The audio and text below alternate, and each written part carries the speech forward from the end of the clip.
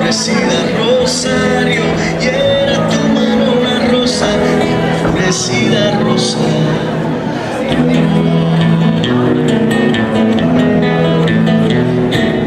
Buitrago ha sido testigo de la condición de rayo, de las hazañas que cayó y de la mano que digo, que conoció el enemigo, la mano de esta doncella, que hoy no es mano porque de ella que ni un... Buenas noches y gracias. Muchas gracias por vuestra presencia. El objetivo de este acto es recordar la lucha que llevaron a cabo las mujeres contra el fascismo y a favor de las libertades durante el pasado siglo en nuestro país. Para ello, vamos a contar con la presencia de algunas de estas mujeres que desde diferentes espacios combatieron al fascismo y al franquismo, desde las tribunas, desde el frente con las armas, organizando hospitales de campaña, distribuyendo alimentos y ropa, coordinando el exilio de miles de personas republicanas. Lucharon también por los derechos de las mujeres y gracias a ellas hoy todas nosotras podemos votar, podemos estudiar en las universidades, podemos divorciarnos, podemos participar en política, podemos escribir y publicar o tenemos derecho al aborto.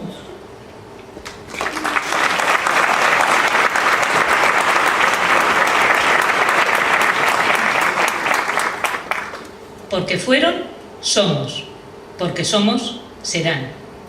Este es el título del acto que hoy el Grupo Feminista Mujeres en la Calle queremos compartir con todas vosotras y todos vosotros. Porque las mujeres que esta noche veremos en el escenario fueron valientes y luchadoras. Nosotras somos más libres. Porque somos sus herederas y nos comprometemos a continuar con su lucha, serán mucho más libres las mujeres venideras. Porque fueron, somos, porque somos, serán. No queremos daros una clase de historia, pero sí recordar a algunas de esas mujeres brillantes que rompieron los moldes establecidos y lograron conciliar la rebelión personal con la solidaridad universal y los valores de libertad e igualdad. Hemos destacado 5 de estas mujeres de nuestra historia reciente, pero los ejemplos son innumerables. Nuestra primera invitada consiguió el voto para las mujeres. Recibamos con un fuerte aplauso a Clara Campoamor.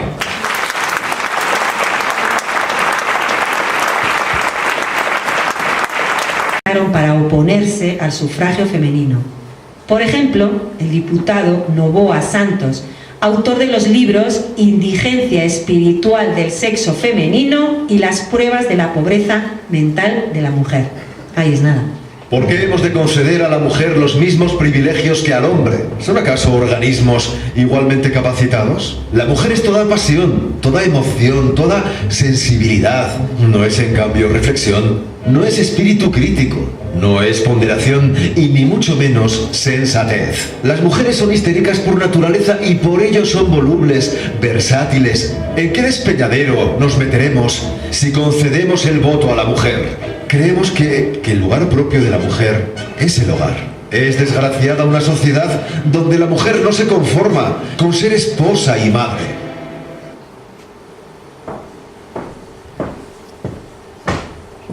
Buenas noches. Gracias por vuestra presencia. Soy Clara Campoamor. Nací en Madrid en 1888. Mi padre fue contable en un periódico y mi madre costurera. Dado mi origen humilde, comencé a trabajar muy joven en diferentes oficios, como telefonista, y aprobé una plaza como funcionaria en correos. Después conseguí un empleo como secretaria del director, el periódico La Tribuna, un puesto que me permitió conocer a gente relevante de mi época y donde se inició mi interés por la política. Pero antes de seguir, me gustaría contaros cómo era mi sociedad, la de finales del siglo XIX y principios del XX.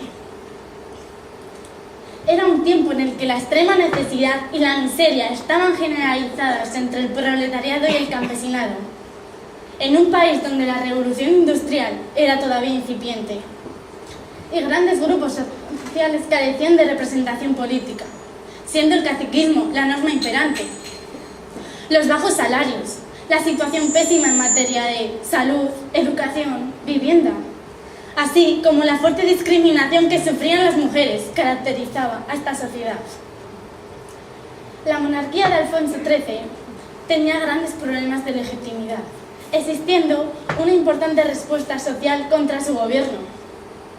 Se convocaron numerosas huelgas, fuertemente secundadas. Emergió una actitud anticlerical fuerte y de forma sistemática la respuesta a las demandas de la clase obrera era una represión feroz. En 1923 se produjo el golpe de Estado de Primo de Rivera y las movilizaciones contra la monarquía y la dictadura fueron en aumento hasta que este abandonó el país. En abril de 1931 se convocaron elecciones generales y tras la proclamación de la Segunda República, el rey igualmente abandonó el país. Bueno, volvamos a mi persona. Tras estudiar en la escuela secundaria, me licencié en Derecho con 34 años, iniciando mi actividad profesional como abogada. A la par, daba conferencias, siempre defendiendo la igualdad de derechos de las mujeres y la libertad política. Fui la primera mujer en la historia de nuestro país que intervino ante el tribunal.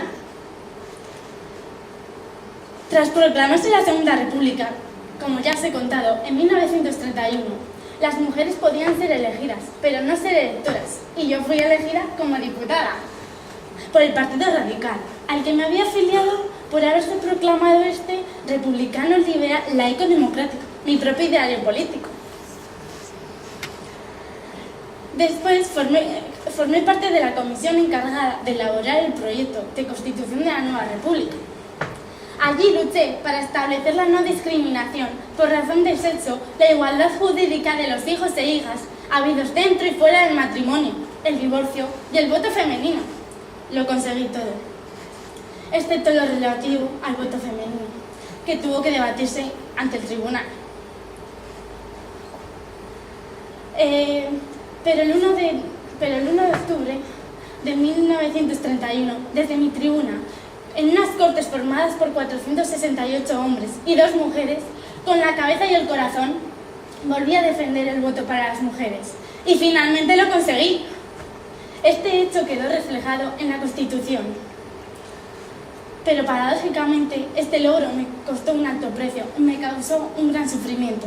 Las izquierdas culpabilizaron al voto femenino de la pérdida de las siguientes elecciones. Tuve que abandonar mi partido. Me costó mi carrera política y un gran sufrimiento y un agravio. Todo esto quedó reflejado en mi libro, El voto femenino, mi pecado mortal. Para mayor tristeza, al estallar la guerra civil, tuve que exiliarme a Francia. Después viví una década en Buenos Aires. Allí me gané la vida traduciendo, dando conferencias y escribiendo biografías. Intenté regresar a España, pero me encontré con que estaba procesada por mi pertenencia a una logia masónica. Después me trasladé a Lausana, Suiza. Allí trabajé como abogada en un bufet hasta que perdí la vista. La historia oficial me ha olvidado, como otras tantas mujeres luchadoras. Al parecer no fue suficiente logro conseguir el voto para las mujeres en nuestro país. ¿Qué piensan ustedes? ¿Me van a olvidar de nuevo? Soy Clara Campoamor.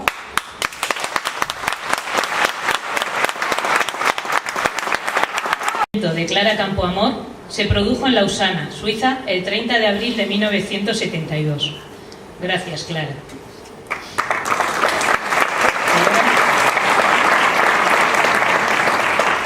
Y ahora os pido un caluroso aplauso para la diputada Margarita Nelken.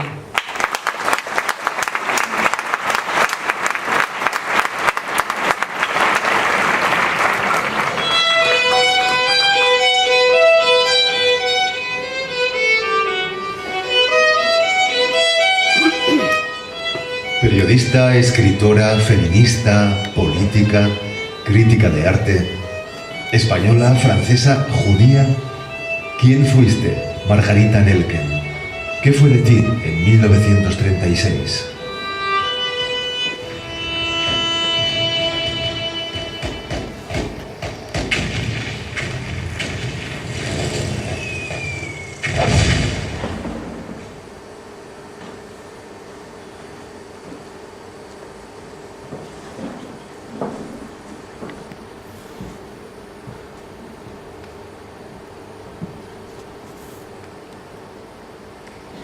Buenas noches, estimadas personas que hoy acudís a este hermoso lugar. Mi nombre es Margarita Nelken. Nací en el corazón de Madrid el 5 de julio de 1894. Me gusta resaltar este dato porque fui blanco de la derecha española por la procedencia de mi madre, francesa y de religión judía, y por la procedencia de mi padre, alemana. Trataré de sintetizar mi intensa vida, tan intensa como fue la situación histórica que me tocó vivir, entre avances y retrocesos, logros y fracasos. Recibí una educación esmerada a la que muy pocas mujeres tenían acceso. Sentía una fuerte inclinación por la pintura, pero tuve que abandonarla por mi mala visión. También me apasionaban la música y las letras, lo que posteriormente me llevó a ser crítica de arte, periodista y escritora. En plena juventud y como mujer formada y nada convencional, me relacioné con los círculos intelectuales de la época, comenzando a la vez mi activismo social y político, que ya luego nunca abandoné. Aquella era una época de gran incertidumbre. Todo bullía, todo cambiaba con gran rapidez. Me interesé sobre todo por la situación de las mujeres. Interés que reflejé en varias de mis obras con claros tintes feministas. Y ya en 1931, con la llegada de la Segunda República, decidí afiliarme al PSOE. Siendo candidata socialista por la agrupación de Badajoz, fui elegida diputada. En realidad, fui la única mujer en conseguir las 3 actas parlamentarias durante la Segunda República. Por esta época y dentro del debate mujer-voto femenino, entré en contradicción con otras compañeras, como por ejemplo Clara Campoamor. Y en un momento escribí: poner el voto en manos de las mujeres es hoy en España uno de los mayores anhelos de los elementos reaccionarios. En 1934, rearmada ideológicamente, regresé a España para participar como candidata socialista por el Frente Popular en las elecciones de 1936. Tras ganarlas, y después del golpe de Estado, en plena guerra civil, de pueblo en pueblo me impliqué en armar y alentar a la clase trabajadora frente a los militares sublevados. Estuve en los frentes de Extremadura y Toledo, participé en la defensa de Madrid y colaboré en la formación de la agrupación Mujeres Antifascistas. Después me afilié al Partido Comunista de España, del que fui expulsada por serias discrepancias. La última etapa de la guerra civil estuve en Barcelona, donde participé de la última reunión de las Cortes Republicanas el 1 de febrero de 1939. Consciente del peligro que corría mi vida y la de mi hijo Santiago y la de mi hija Marga, me exilié a Francia. Junto con mi hija ayudé a la asistencia de otras miles de personas republicanas que llegaban de España, pero no había tregua. Con la llegada a Francia de los nazis tuve que huir de nuevo, y esta vez a México. donde ciertamente me acogieron con cariño y respeto. En México pude continuar apoyando al gobierno de la República en el exilio a través de mis actividades periodísticas y literarias. Sin embargo,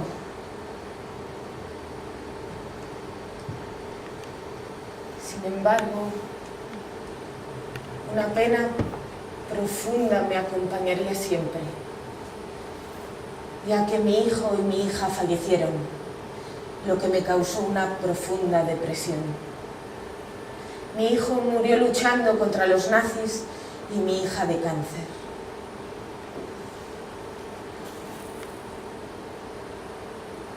Ya acabo mi relato.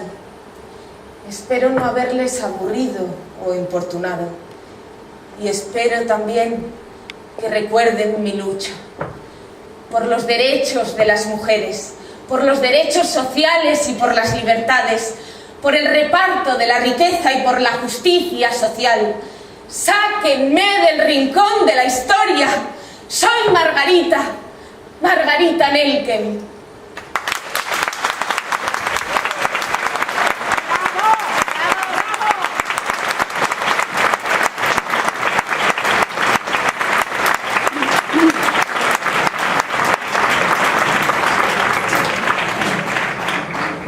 El fallecimiento de Margarita Nelken ocurrió en México el 9 de marzo de 1968.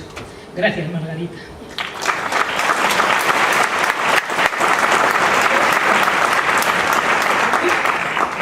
Y si estas dos mujeres os han emocionado, a mí sí por lo menos, nuestra siguiente invitada tampoco os dejará indiferentes.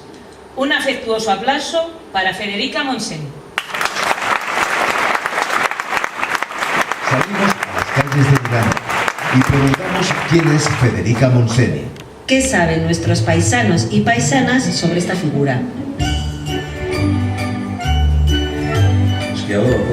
Tengo ni idea, no. Podría ser de la Segunda República, 14 de abril del 31. Que no lo sé. ¿Política? Política, me parece a mí. Como lo leo y luego se me olvida. Yo diría escritora catalana. Meca, ¿ya me vais a engañar? No, porque te lo voy a decir al turuntutuni. Y luego Federica Montseny sé que estuvo relacionada con la Generalitat en la época de la República. Tampoco puedo dar muchos más datos, pero en Google está, Claro, yo vivo en el Crucero, en Rosalía de Castro, que creo que era también otra poetisa, pero no lo sé, creo que era gallega, algo así. Catalana, precursora de la mujer, o sea, me acuerdo perfectamente, bueno, como si hubiera estado tomando café con ella el otro día. ¿Va saliendo en algunos sitios? No, es de broma esto. Ministra de la República, algo así. Depende de la pregunta. Últimamente no estoy para muchas hostias. Una tía del rey, yo creo. Algo del sufragio universal o algo así, pero vamos, ni idea. Paso palabra.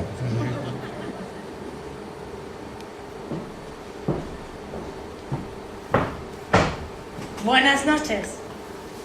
Soy Federica Montseny. Muchas gracias por acudir a escucharme. Nací en Madrid en 1905. Mi padre y mi madre eran dos conocidos anarquistas catalanes y ellos me inculcaron un profundo amor por el conocimiento y la libertad. Siempre he estado en contra del sometimiento de las mujeres al varón y he abominado los rasgos tradicionalmente asignados al sexo femenino: belleza, dulzura, fragilidad. Estudié filosofía y letras y con 18 años ingresé en la Confederación Nacional del Trabajo, la CNT. ¿Por qué? Porque creo que la clase trabajadora tiene que organizarse y decidir por sí misma desde la base, al margen de dirigentes y al margen de fuerzas políticas ajenas que manipulan la organización obrera.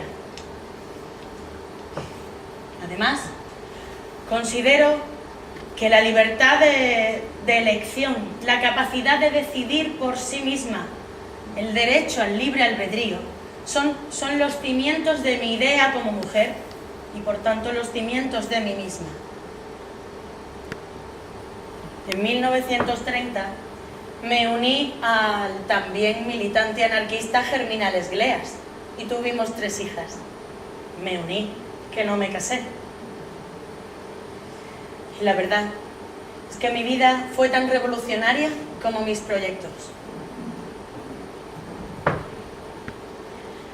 Fui la primera mujer en la historia de España y de Europa Occidental en ocupar el puesto de ministra, en concreto, de Sanidad y Asistencia Social durante la Segunda República. Y claro, siendo anarquista como era, ocupar un puesto ministerial supuso fuertes contradicciones para mí. Pero sabía que ese momento histórico requería la unidad de todas las fuerzas de izquierdas.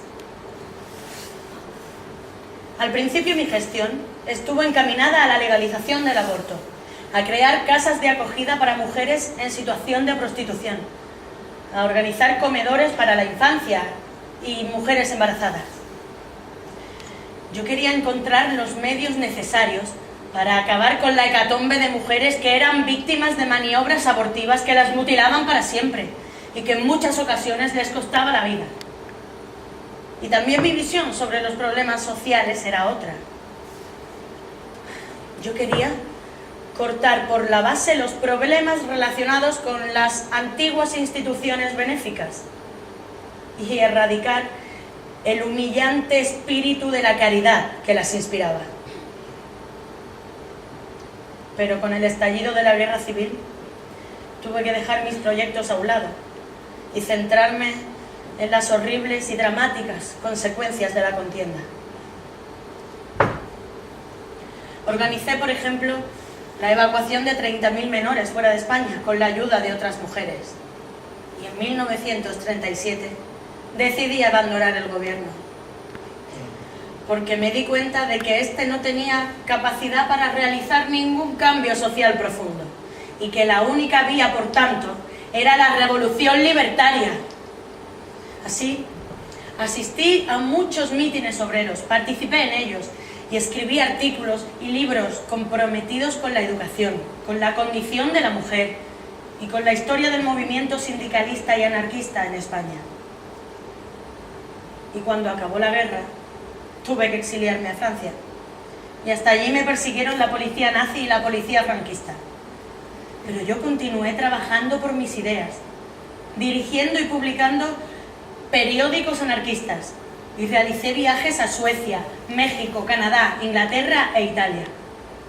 Hasta que en 1977 pude regresar a España, muerto ya el dictador Franco.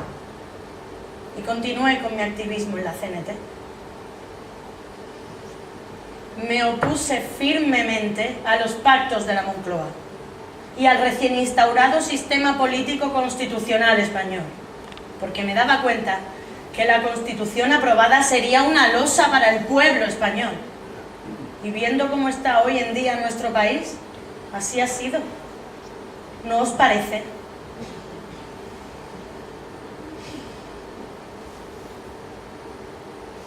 Recordadme, mujeres y hombres, mi lucha de ayer son vuestros derechos de hoy. Luchar por ellos será una hermosa manera de mantener mi memoria. Soy Federica Montseny.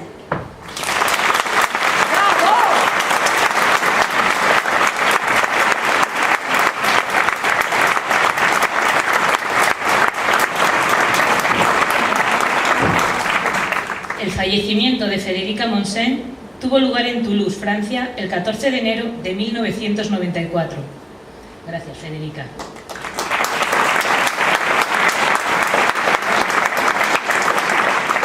Nuestra siguiente invitada, sí podemos decir que era una bomba. Un estallido de aplausos para Rosario la Dinamitera.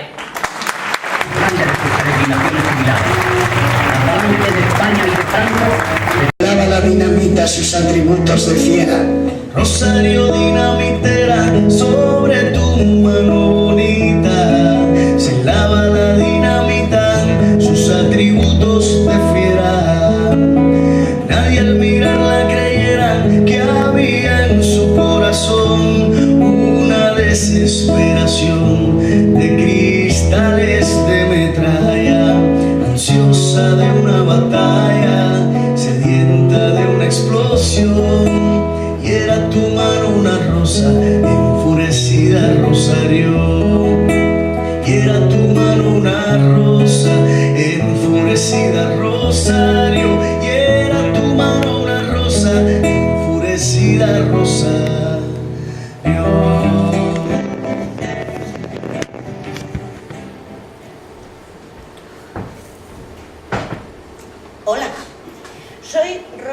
Sánchez Mora, la dinamitera.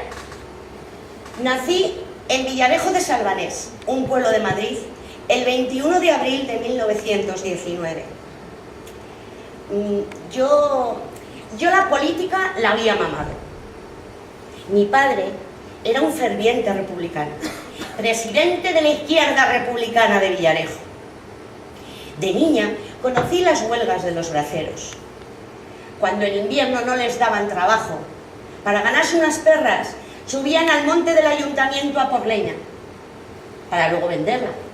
Pero entonces llegaba la Guardia Civil, les quitaban la leña, la quemaban, les rompían las hachas. Y ellos, abriendo sus camisas, decían: tírame, cacho cabrón, mátame, pero no mates de hambre a mi familia.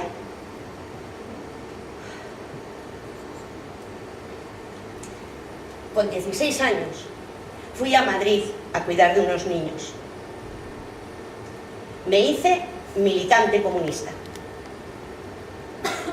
Trabajaba como aprendiz de corte y confección cuando estalló la Guerra Civil Española. Ya con 17 años me incorporé a las milicias obreras del regimiento denominado El Campesino. Sin conocer nada de armamento ni de instrucción militar, y lejos de las tareas clásicas que venían realizando las mujeres en la guerra, como las de enfermeras, participé por primera vez en el frente junto a otras milicianas, y con armas. Fui destinada a la sección de dinamiteros, donde fabricaba bombas de mano caseras, y fue que, manipulando dinamita, un cartucho estalló en mi mano derecha, que me quedó completamente destrozada. Pero por ese motivo Miguel Hernández me dedicó un poema: Rosario, dinamitera. Rosario, dinamitera, sobre tu mano bonita celaba la dinamita sus atributos de fiera. Nadie al mirarla creyera que había en su corazón una desesperación de cristales, de metralla, ansiosa de una batalla. Era tu mano derecha, capaz de fundir leones, la flor de las municiones y el anhelo de la mecha.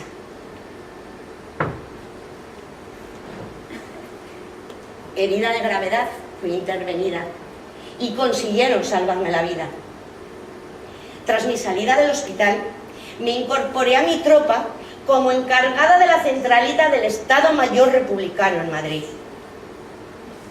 Después fui encargada de cartería, con la categoría de sargento, hasta que mi tropa volvió a sus cuarteles en Alcalá de Henares. Allí contraje matrimonio civil con mi primer marido y me quedé embarazada, pero él partió a Teruel. Yo, mientras tanto, trabajé en las oficinas que Dolores Ibarruri, la pasionaria, había preparado y organizado en Madrid para reclutar mujeres que realizaran los trabajos que los hombres habían dejado libres cuando partían al frente. Estuve allí hasta que di a luz a mi hija Elena. Dejé de recibir correspondencia de mi marido. No sabía nada de él. No sabía si había muerto, si había conseguido huir a Francia, o si por el contrario era uno de los miles de republicanos que habían sido capturados por los fascistas en su avance. Tras la derrota de la República, intenté huir por Alicante junto con mi padre, dejando a mi hija al cuidado de la segunda mujer de este. Allí fuimos capturados junto a otros 15.000 republicanos. Nos trasladaron al campo de los Almendros. Allí fusilaron a mi padre. Yo fui encarcelada por una pena de muerte, pero me fue conmutada por 30 años de prisión, por un delito de adhesión a la rebelión. Yo, que siempre había defendido la República, decían que me había levantado contra quienes la violentaron. Tras 3 años de prisión y multitud de calamidades, fui puesta en libertad, gracias a los beneficios penitenciarios que el nuevo régimen se veía obligado a realizar debido a la saturación de sus cárceles. Tras mi puesta en libertad, me desterraron a más de 200 kilómetros de mi pueblo. Me instalé en El Bierzo junto con otra compañera de prisión. Pero la necesidad de ver a mi hija me hizo volver a Madrid. Entonces comencé la búsqueda de mi marido. Me enteré que vivía en Oviedo, que se había vuelto a casar y que tenía 2 hijos. El nuevo régimen de Franco había anulado los matrimonios civiles que habían tenido lugar durante la República. Más tarde, yo me volví a casar. Tuve otra hija, pero me separé a los 2 años. Entonces, para poder sobrevivir y sacar adelante a mis hijas, vendí tabaco americano de contrabando en la plaza de las Cibeles. Más tarde, me hice con un estanco y lo regenté hasta mi jubilación.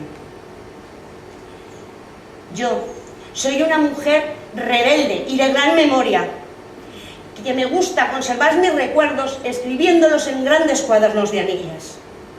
La vida, para mí, ha sido dura y valiente, porque si no le hubiera echado agallas, no sé lo que hubiera sido de mí. Pero mi lucha mereció la pena. Por eso no se olviden de mí y recuérdenme como una mujer valiente que luchó por la dignidad del pueblo. Soy Rosario la Dinamitera.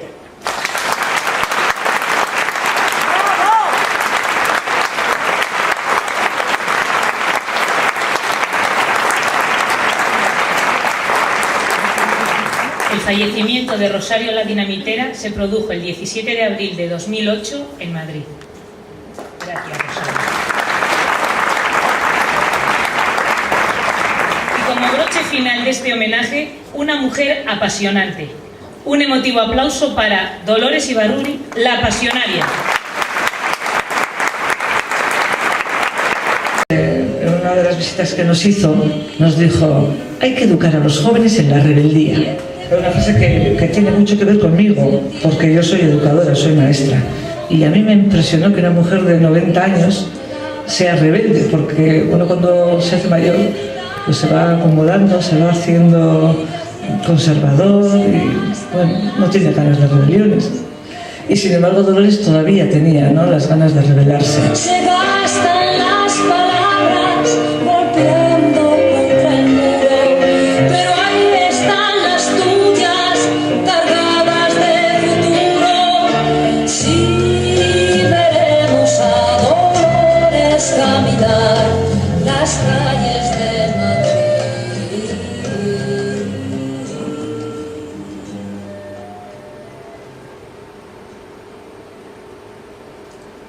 Después de 38 años de exilio, vuelvo a España, a mi tierra. Tengo 82 años y estoy cansada, pero feliz de volver al país donde tuve que salir huyendo tras el golpe franquista que derrotó la República.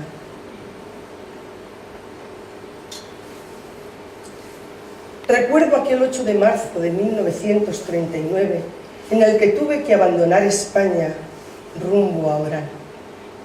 Allí me recibió un numeroso número de personas que hicieron que las autoridades francesas me enviaran rápidamente con destino a Marsella. Después salí para la Unión Soviética con intención de volver para ayudar a los refugiados y refugiadas. Pero el estallido de la Segunda Guerra Mundial truncó todos mis deseos. Ahora, por fin, estoy aquí, con vosotros, con vosotras, con mi pueblo. Soy Dolores Ibarruri Gómez, la pasionaria. Yo misma me puse el nombre de pasionaria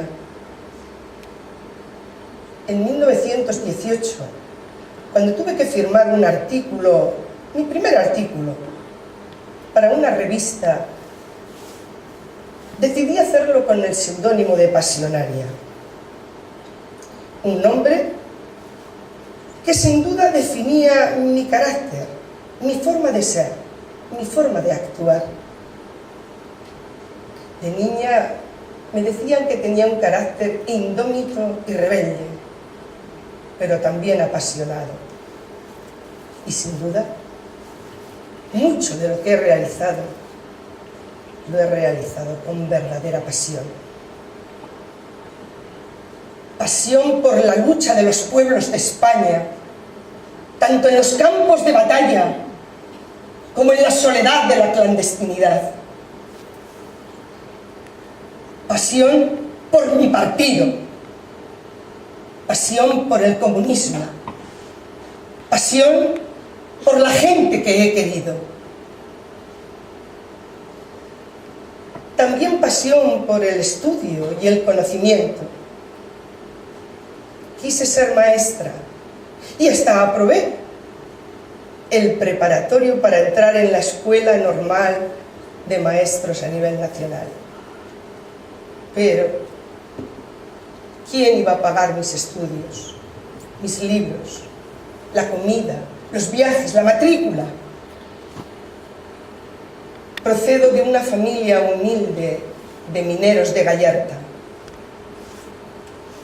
A los 15 años tuve que dejar de estudiar y ponerme a trabajar de costurera y de sirvienta en una familia, en una casa muy acomodada. Parecía que mi destino iba a ser como el de muchas mujeres de mi entorno, convertirme en la mujer de un minero. Y con un minero me casé, cuando tenía 21 años, en 1916. Era minero y líder socialista. Con él me fui a Somorrostro y allí empecé a estudiar y a leer y mi actividad política. La revolución de 1917 me impactó de tal manera que decidí adquirir conocimientos marxistas, algo que sin duda marcaría para siempre mi vida. Después, pues formé parte en las filas de la agrupación socialista de Somorrostro y a destacar en esa misma agrupación. Tras los años de convulsión política, algunos compañeros y compañeras decidimos crear el Partido Comunista de España en el exilio. Y además de su cofundadora, fui su secretaria general, desde 1942 a 1960. Y a partir de ese año, su presidenta. Seguro que todos estos cargos tenían mucho que ver con mi pertenencia al partido, con mi actividad política, que me llevó en muchas ocasiones a estar en la cárcel o a encerrarme en el pozo con los mineros en la huelga del 18 o a plantarme en las calles de Madrid con mis vecinos desahuciados. Pero lo que más destacan de mí son mis discursos y mi oratoria. Hay frases en mis discursos que seguro se recordarán siempre, como ¡no pasarán! O más vale morir de pie que vivir de rodillas.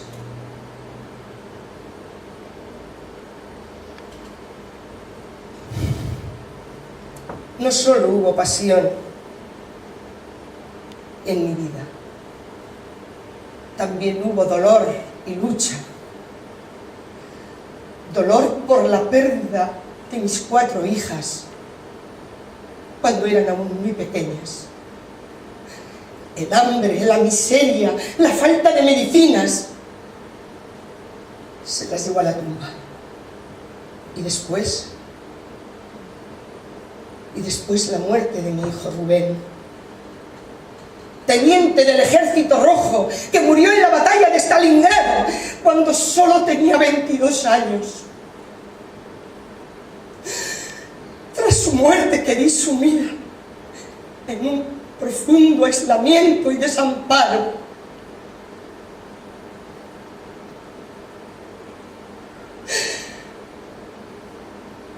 Fueron meses de dolor, de mucho duelo, de los que salí gracias al apoyo y la ayuda de mi inseparable amiga Irene Falcó, para tomar las riendas de mi vida y del partido. Eso también fue muy difícil, no fue fácil. Algunos compañeros realizaron una campaña contra mí, porque era una mujer divorciada y quería vivir mi amor con un hombre más joven que yo. Nadie hubiera juzgado así a un hombre. Muchos no entendían que una mujer pudiera ser la líder del partido y además que se presentara como tal, con sus pasiones, con sus sentimientos. Yo que fundé en 1933 la agrupación de mujeres antifascistas, sufría el machismo de mis compañeros.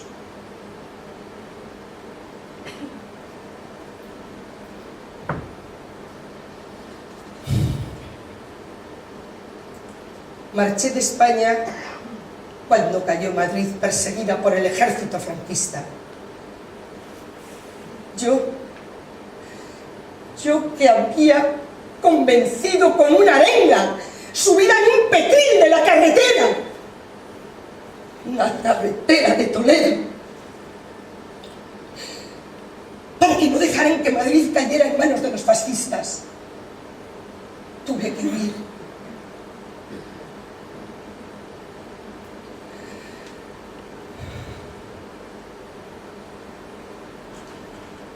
Ahora vuelvo a España. A una España de la que nunca estuve lejos, aunque estuviera a miles de kilómetros. Fui secretaria del Partido Comunista de España en el exilio. Intenté transmitir mis convicciones, mis luchas, mis sentimientos a muchos españoles y españolas en los años oscuros y negros del franquismo, a través de mi voz en Radio Pirenaica.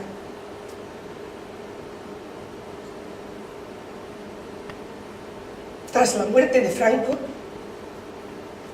me dirigí a los españoles con estas palabras: Franco ha muerto, pero la España eterna, la España de la libertad, la España de la democracia, la España que da algo vivo, es un pueblo maravilloso. Es el amanecer de una España cuyo pueblo será el protagonista.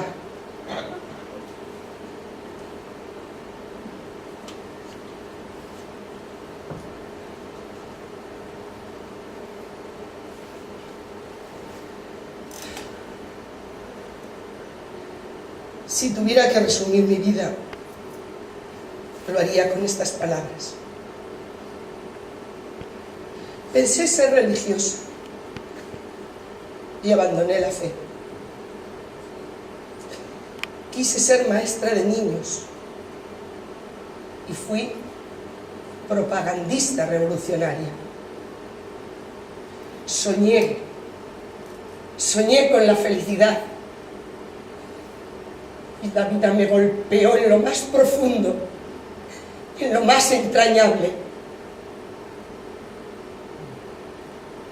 Creí en la victoria y sufrí con mi pueblo las más amargas derrotas. No me olvidéis, no olvidéis mi lucha, la mía, que es la vuestra.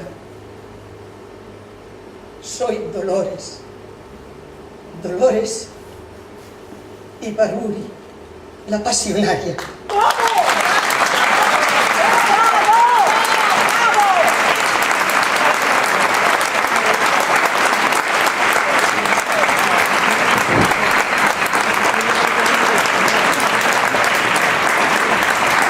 El fallecimiento de Dolores Ibárruri ocurrió en Madrid el 12 de noviembre de 1989. Gracias, pasionario.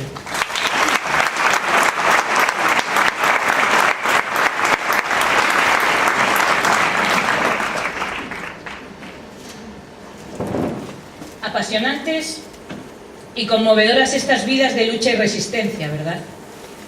Sobre todo si tenemos en cuenta la época de fuerte represión y conservadurismo en la que transcurrieron. Estas mujeres, como muchas otras, formaron parte de la vanguardia intelectual, política, revolucionaria y artística de la España del siglo XX. Hemos podido conocer a estas grandes mujeres a través de unas excelentes actrices de nuestra ciudad, como son Paula Acero como Clara Campoamor,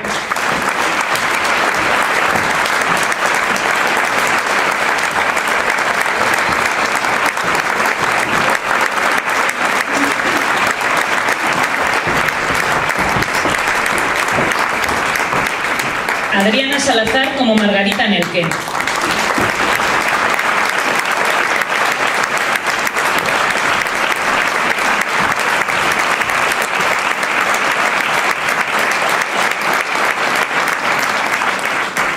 Aída Román como Federica Monsen,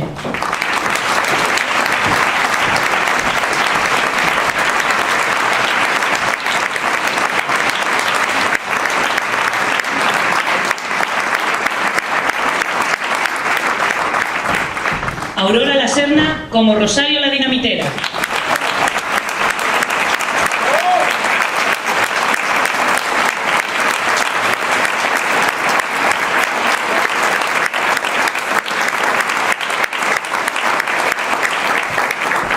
y Esther Díaz como Dolores Ibárruri, la pasionaria.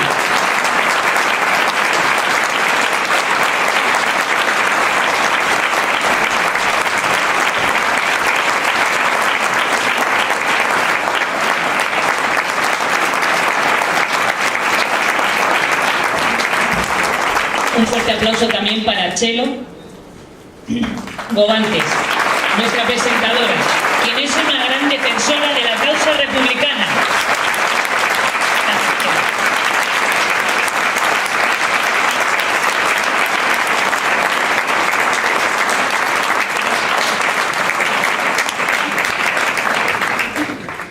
Las mujeres son las grandes olvidadas de la historia oficial y las mujeres republicanas las grandes silenciadas de nuestra historia reciente.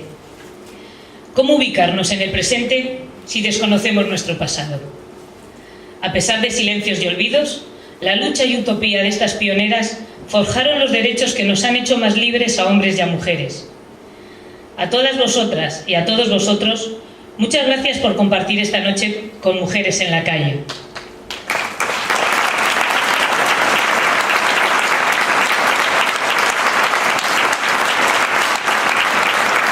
Desde el Grupo Feminista Mujeres en la Calle queremos igualmente agradecer a Adolfo Urbina por su compromiso con nuestro grupo y por sus excelentes montajes de sonido.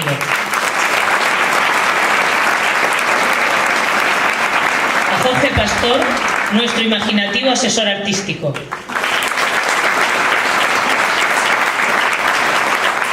A Alberto, el mejor técnico de sonido y una persona amable y respetuosa. Gracias, Alberto.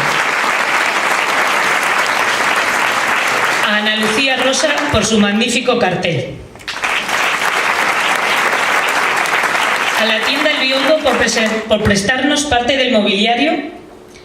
Y a Begoña y a Rosita, nuestras peluqueras, por esos peinados tan adecuados para la época.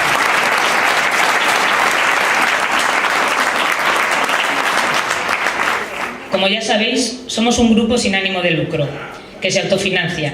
A la entrada hemos colocado una cesta para quien quiera colaborar con nosotras. Buenas noches y muchas gracias. Venid a saludar, venga.